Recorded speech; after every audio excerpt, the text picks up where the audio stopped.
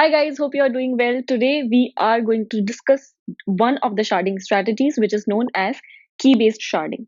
In this video, we'll discuss what is key-based sharding, when it is useful, when it is not useful, what are the advantages and disadvantages, what does it solve, and are there any more flavors of key-based sharding? Let's get started.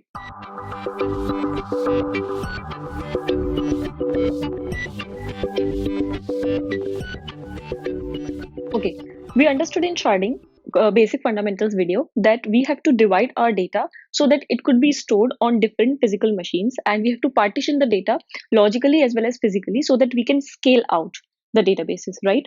So now let's say we have a table, a user table like this, and we know that we have to divide this data. Now, how do we decide which rows should go to which shards? Let's say we have decided we have 1 TB of data and we have to divide it into half into two shards, S1 and S2. How do we decide user 901 goes to S1 or S2? Why we have to decide this? Even though you just split data just like that and you keep on different charts, but what will you do when different writes come on that same data? How would a write know which shard it has to go to update the record? Okay, so the first sharding strategy is choosing a key. Key is it is known as shard key also. Understand, shard key is not same as the primary key of a table. The primary key column of a table. The column which is the primary key of the table can be a shard key, but vice versa is not true. Let's see how. Choosing a shard key means you pick up a column on the basis of which you are going to divide the data. Let's say we have picked up the column user ID here. And the different values are 901 to 904 and so on. So now, after choosing that user ID column as the key, what we have to do, we have to somehow use this value and find out which shard it has to route to. So one way of doing that is using a hashing function. We supply this user ID values to a hash function. User ID goes here, and this function gives a shard value. In our case, it is 1 or 2. So each of these user IDs will go to this hash function and the shard will be decided as 1 or 2. So then after moving all these values through the hash function, this is how the table is going to look like. Maybe 901 and 903 goes here, 902 and 904 goes here. Okay, depending on the hash value. Now the important thing to note here is that hash value will always generate the same result. If you are using the same hash function, whenever you input 901 to it, if it has given the result as 1, second time when you put 901 into that hash function, again it will give the result as 1. So when your values are distributed, your user are distributed, next time when a write comes for 902, 902 will be supplied to this hash function. It will again give the value 2, and then the write will know which database it has to go to. This is the importance of using a key based sharding strategy, that your application code itself would know which shard it has to go to read or write the data.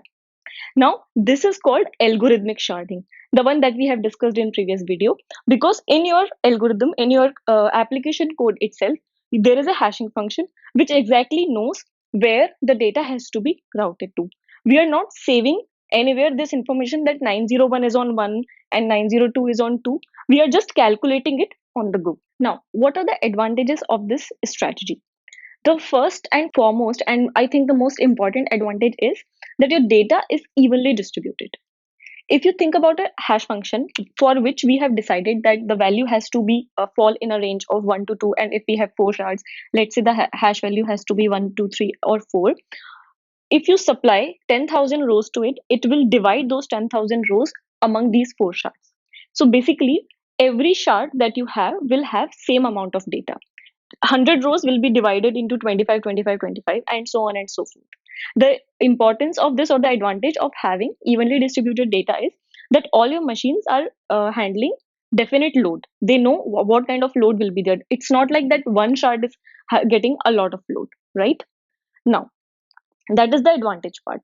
What is the disadvantage part? The disadvantage is that when the data increases and you have to add a new shard, then there is a problem, because now your hashing function has to change. And if your hashing function has to change, you have to move your data from shard 1 to shard 2, or you have to move the data, because now whatever 901 when was sent to hash function 1, it was giving the answer as 1.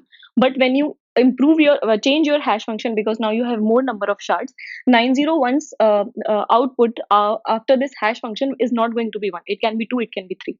So then that means you have to move your data from old shard to new shard if you're trying to increase the machine. This happens when you are trying to decrease the machines also. Let's say now you have reduced the data and the requirement is to reduce the number of shards. Then also the same problem will happen, that you have to change the hashing function and you have to move around the keys. And that becomes a lot more difficult, because migrating data, such a large amount of data on production systems, is not an easy task to do. Here comes into the picture consistent hashing. We will discuss about that at some point. Okay, now we understand what is key-based sharding, how it is advantageous, what are the pitfalls, and how you can use it or what happens internally. Now, most important part is that you have to know how to choose a shard key. Okay, when you're doing a key-based sharding, you have to choose a key which is static in nature. That is, it should not be a key that is frequently changing. For example, you choose city as sharding key for your databases, and the kind of system you're supporting, in that system users can change cities often. So what would happen? User 901 is in Berlin today. Tomorrow that user can be in Delhi, and then since the sharding key is city, when the user was in Berlin, it will be routed to some other shard, and when the city has changed to Delhi, it will be routed to some other shard, which we don't want. So be careful. The sharding keys in key-based strategy have to be static. They shouldn't be changing very frequently. Although, when is using a city useful? Suppose if you think about systems like Netflix or Spotify, or maybe even Truly, Madly, or Tinder, where users are mapped to city, where cities are like a static data of the user, that this user belongs to this city or this country. In that case, you can use city as your sharding key. Why? Because it is static. Also, one more thing is, it's not necessary that you choose only one column. You can choose combination of columns as well as your shard key. If that combination is unique and it is static, it is not changing frequently, you can use that as well. These are the two important points that you have to keep in mind while choosing a shard key. That was a very concise introduction to key-based sharding. Let me know if you have any questions, any doubts. Feel free to leave them in comments. I will try to add more links in the description. Till then, take care. See you in the next video.